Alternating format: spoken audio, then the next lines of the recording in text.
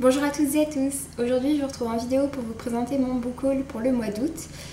Comme vous allez le voir, en fait j'ai fait quand même quelques achats d'occasion sur internet, un petit peu en librairie et en brocante, et puis surtout sinon c'est vrai que c'est un mois où j'ai reçu pas mal de services presse, notamment avec la rentrée littéraire. Enfin bref, je vous montre tout ça tout de suite.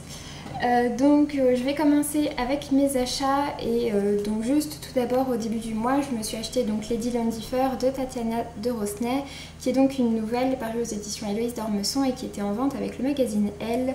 Il me semble que c'était le premier numéro d'août. Donc voilà, c'est une petite nouvelle, je l'ai déjà lu, je vous en parlerai rapidement dans mon prochain point lecture. Je l'ai lu pendant le week-end à 1000, donc du coup voilà, c'était des pages rapidement lues.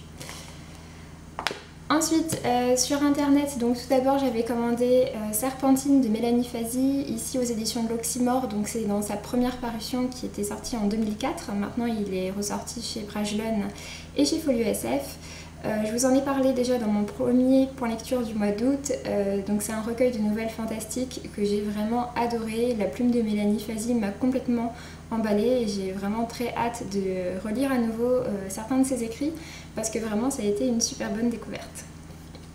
Celui-ci je l'ai acheté sur Price Minister, j'ai dû le payer quelque chose comme 3 € le livre et pareil 3 ou 4 € les frais de port, ce qui en faisait un prix plutôt intéressant. Ensuite, juste après, j'avais passé une commande chez Momox, comme d'habitude, hein, voilà. Donc tout d'abord, je m'étais commandé le tome 2 de La Voix des Oracles, donc le tome 2 qui s'appelle Enoch d'Estelle Faye, toujours aux éditions Scrinéo, toujours avec des super belles couvertures. J'ai lu le premier tome au moment du book club d'Hélène Titelf et donc voilà, le book club du deuxième tome n'a pas encore de date définie, mais je lirai le deuxième tome à ce moment-là. Du coup voilà, il fallait que je me le procure d'ici là, du coup j'en ai profité vu qu'il était en occasion. Il est vraiment en super bon état, sauf le dos ici qui est un petit peu gondolé, à mon avis il a dû prendre un peu l'eau. C'est dommage parce que du coup c'est ce qui se voit dans une bibliothèque, mais sinon le reste du livre est vraiment en très bon état, donc bon, tant pis. Et donc c'est de la fantasy avec pas mal de créatures, enfin beaucoup de créatures, et ça se passe au moment de la Gaule antique, etc. C'est vraiment très chouette, j'ai beaucoup aimé le premier tome. Ensuite, un autre roman de fantasy, je me suis pris le premier tome de La Peau des rêves, donc Nuit tatouée de Charlotte Bousquet aux éditions Galapagos. C'est donc une série de fantasy un petit peu adolescente de ce que j'ai vu de Charlotte Bousquet, donc je suis complètement tombée amoureuse de l'écriture de Charlotte Bousquet quand j'ai lu Là où tombent les anges fin juin, et du coup c'est vrai que voilà, j'avais envie de me lancer dans ses écrits un petit peu plus de fantasy parce que c'est vraiment un style que j'adore, plus que le roman historique comme c'était le cas avec Là où tombent les anges. Du coup voilà, j'ai très hâte de lire ça, c'est un premier tome qui est assez court. J'adore vraiment la couverture que je trouve complètement dingue, et le personnage principal masculin s'appelle Axel. Voilà. Et celui-ci pour le coup je l'ai vraiment pas payé cher du tout sur Momox. Les tomes suivants étaient un petit peu plus chers, surtout le 4e tome qui est le dernier, qui pour le coup doit être assez rare parce qu'il est vraiment cher. Mais en tout cas les premiers tomes sont pas très chers et du coup c'était super intéressant. En même temps, je me suis également pris 2 poches. Donc le premier, il s'agit de La Servante écarlate de Margaret Atwood aux éditions Bibliothèque Pavillon de Robert Laffont. Et donc c'est les pavillons poches, il me semble. La Servante écarlate, en fait, c'est un roman qui a été écrit il y a déjà quelques années, je dirais, peut-être dans les années 70-80, si je dis pas de bêtises, je sais plus exactement. Et en fait, c'est un roman typique de dystopie, sauf que donc ça a été écrit vraiment avant que ça devienne un genre très tendance. Du coup voilà, ça m'intéresse beaucoup, j'ai vu des avis excellents dessus, du coup j'ai craqué. Et le petit dernier que j'ai commandé sur Momox, il s'agit de Attachement de Rainbow Rowell aux éditions Milady, donc qui est sorti en poche mais qui est vraiment difficile à trouver. Ils ont dû faire un tirage assez limité parce que je le cherche depuis quand même quelques temps. Donc à nouveau c'est une romance qui se passe dans l'univers du travail, il me semble. Voilà, ça me tente beaucoup et vraiment j'aime énormément Rainbow Rowell. Je l'ai connue à la base avec Eleanor N. Park, puis avec Fangirl, donc avec ses romans plutôt destinés à un public adolescent. Et derrière, j'ai lu assez récemment un fil qui est également sorti chez Milady, que j'ai vraiment adoré et qui lui est plus adulte. Du coup, c'est pour ça que j'ai voulu me tourner vers Attachement, vu qu'à nouveau, c'est un petit peu plus destiné à un public adulte. Et enfin, je me suis rendue à Gilbert Joseph la semaine dernière, puisqu'en fait, le 25 août est sorti Sang de Lune de Charlotte Bousquet. Et le 25 août précisément, sur le site de Gilbert Joseph, il disait qu'il était disponible en neuf et en occasion au Gilbert Joseph où j'ai l'habitude d'aller. Et en fait, j'ai fait l'erreur de ne pas y aller tout de suite. Et j'ai beaucoup regretté après, sauf que 2 jours après, à nouveau, il était marqué en neuf et en occasion. Donc cette fois-ci, je me suis jetée à Gilbert Joseph pour aller le chercher, pour ne pas me faire avoir une deuxième fois. Donc le voilà, je trouve vraiment ce livre magnifique. Et du coup, donc il est sorti le 25 août comme je vous le disais, du coup je l'ai acheté le 27 peut-être. Et du coup je l'ai payé 9,40 € au lieu de 17 €, donc quasiment à moitié prix, c'était juste super intéressant. Malheureusement il n'est pas en excellent état, en fait les pages sont un petit peu tachées, je sais pas si vous verrez très bien en haut surtout ici. Et le dos est cassé, mais c'est vrai qu'avec la collection électrogène, malheureusement, c'est quelque chose qui arrive. Enfin bref, donc voilà, c'est à nouveau un Charlotte Bousquet, c'est son tout dernier qui vient de sortir, il me tentait énormément et du coup voilà, je suis super contente de l'avoir, je pense qu'il va pas faire très très long feu dans ma palle. Et ensuite, donc pour terminer sur mes achats, je me suis rendue à plusieurs brocantes. Une première où j'ai acheté 5 livres qui étaient tous entre 1 ou 2 €. Du coup, le premier que j'ai acheté, je ne l'ai pas avec moi parce que c'est ma maman qui est en train de le lire. Il s'agit du Premier jour du reste de ta vie de Virginie Grimaldi, dans l'édition Livre de poche, donc qui est sorti quand même assez récemment, du coup j'étais vraiment contente de le trouver. Au même endroit, je m'étais également acheté La lettre à Helga de Bergsvein Birgisson, qui est un auteur islandais. Donc aux éditions Zulma, qui font vraiment des super beaux livres. C'est le premier que j'ai dans cette maison d'édition, mais c'est vrai que vraiment ce sont des très très beaux livres qui en général sont assez courts, comme c'est le cas ici. Et puis bah voilà, j'ai hâte de lire ça. C'est donc plutôt une histoire d'amour, il me semble.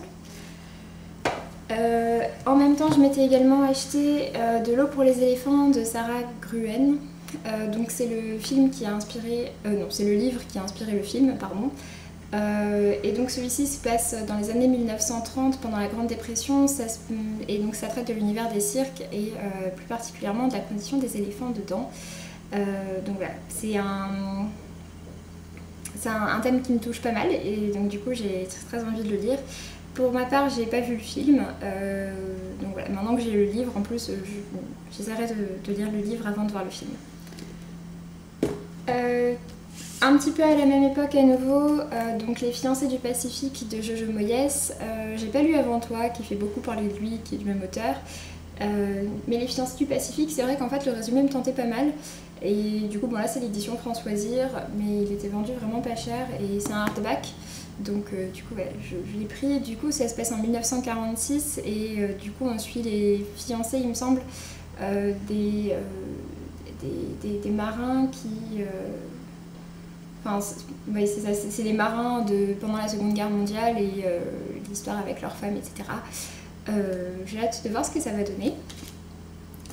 Et toujours sur la même brocante et à nouveau la première moitié du XXe siècle, donc La concubine russe de Kate Furnival aux éditions Charleston en version poche. Et donc celui-ci, ça se passe en partie en Chine en 1928. Et il me semble que c'est inspiré de l'histoire de la grand-mère de l'auteur ou quelque chose comme ça. Je verrai bien ce que ça donne. C'est un livre que j'avais pas mal vu, qui faisait pas mal parler de lui, donc voilà, il était pas très cher, du coup j'en ai profité pour le prendre. Bon, je suis désolée, ça a coupé à nouveau le fameux problème de la carte mémoire pleine. Je disais donc mon dernier achat en brocante, il s'agit de 1000 soleils splendides de Khaled Hosseini, ici en grand format, donc paru chez Belfond. C'est un livre dont j'ai énormément entendu de bien, tout d'abord parce que j'avais présenté donc, Les cerfs-volants de Kaboul du même auteur, et du coup on m'avait dit vraiment de me diriger vers 1000 soleils splendides, qui en général a été préféré aux cerfs-volants de Kaboul, et également quand j'ai parlé de La perle et la coquille de Nadia Hachimi, à nouveau on m'a dit il faut absolument que tu lises 1000 soleils splendides, donc bon voilà, je me le suis procuré. Ensuite, on va donc passer rapidement au service presse. Tout d'abord, 3 livres dont je vous ai déjà parlé rapidement en unboxing. Donc tout d'abord, les 2 premiers tomes de la série Publicité pour adultes de Sarah Grimm aux éditions Artalis. Donc voilà, j'ai déjà lu le premier tome. C'est une série érotique qui se passe dans le milieu de la publicité où on suit un jeune homme qui fait ses débuts dans ce milieu-là. J'ai bien aimé et du coup je vous en parlerai dans mon prochain point lecture. Et ensuite, l'autre dont je vous ai déjà parlé, il s'agit de Edwen, Le Monde des Faées de Charline Rose, publié aux éditions Nouvelle Plume. C'est le prix de l'imaginaire 2016 de France Loisirs, donc que j'ai reçu de leur part, ce qui m'a fait vraiment très très plaisir.